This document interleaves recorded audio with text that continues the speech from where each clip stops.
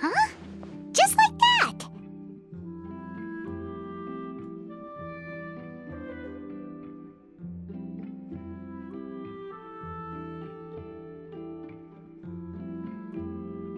What Bullchecker is really saying is, if you want to fight the Oni King, you have to go through sky-cleaving white iron lavender melon first.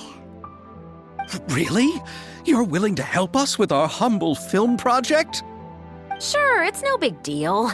As I said, we've wrapped up our investigation here, so I don't have any other tasks on my plate for the moment.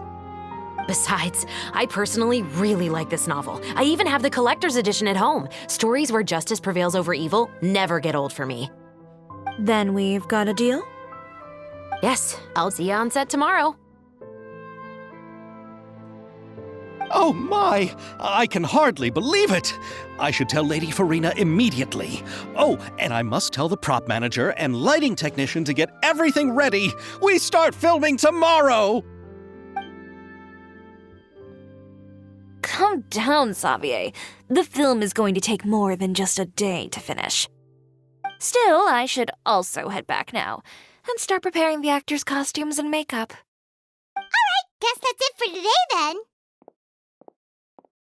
Traveler, Paimon, please stay for a moment. I have something to tell you. Then I'll take Xavier back. Poor thing. He's so excited that he can't even walk straight anymore.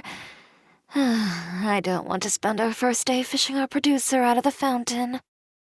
Yep, see you tomorrow.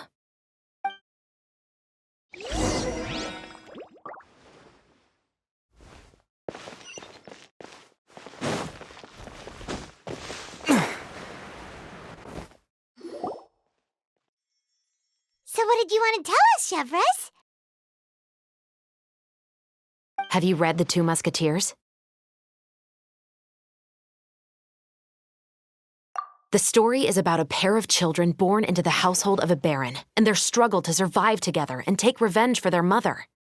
They were raised at the baron's estate, where their mother worked as a maid. The two were illegitimate children that the baron had with the maid, so they were never treated well by anyone. One day, upon returning home, they found their mother had been murdered and left dead on the floor. It was quite evident that the culprits were the other members of the baron's household, who never had any kind words to say to them. However, the baron was able to exert his influence and keep the whole thing under wraps. The mother's death was eventually deemed as a suicide, and there was no chance of bringing her murderers to justice.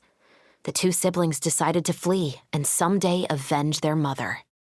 Many years later, members of the baron's family suddenly started turning up dead one after the other, all killed by gunshot. A rainbow rose was found on each of the victims' bodies, being the flower that the kid's mother liked best. The baron believed that the mother's soul had come to take vengeance on him, so he lived in fear each day. But it was actually those two siblings who had fled all those years ago. They relied on each other to survive and trained day and night, eventually becoming adept musketeers. They used all of their abilities to collect evidence and clues before executing their plan and exacting revenge on the baron. Their actions let the truth behind their mother's death be known to all. That's quite an exhilarating story. Yep, the baron got what he deserved for his evil deeds, and justice was able to prevail. It was just the kind of story I enjoy. Oh, so is that why you were so willing to join our crew, Chevres? You could say it was one of the reasons. Oh, you mean there were other reasons too? I've read the reports about you. Whether it was at the trials or when you lent your hand to resolve our nation's crisis, you've shown that you've got a strong sense of justice, as well as a great mind for deductions.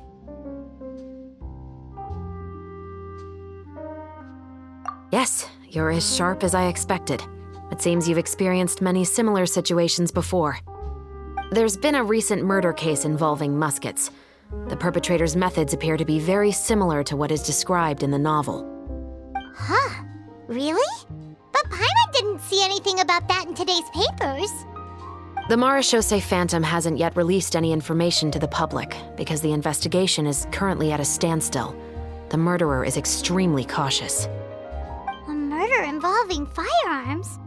But not that many people use those in Fontaine, right? possible. We perform a routine inspection of our firearms and ammo reserves every day.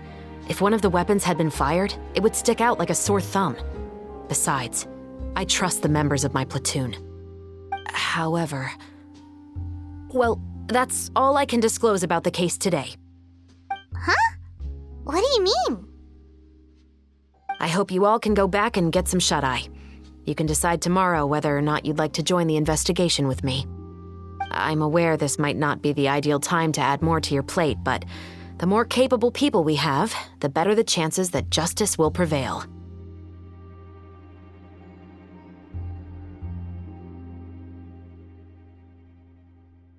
Carrying out investigations isn't actually supposed to be our responsibility. Our job is to apprehend the perpetrators. Finding them is really up to the Marechaussee Phantom. You could say I'm taking part in the investigation out of personal interest. I don't want people to see muskets in a negative way, and also, I'm concerned about the similarity between the crimes and the story. You mean they might be connected somehow? I suspect so.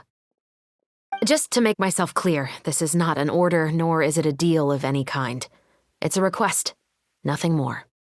If you two have any interest in the case after we finish filming tomorrow and are willing to assist me, then I would be most grateful. What do you think, Traveler?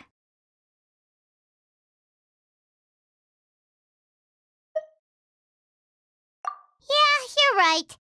Paimon's getting a little tired, too. We've really been hustling all day.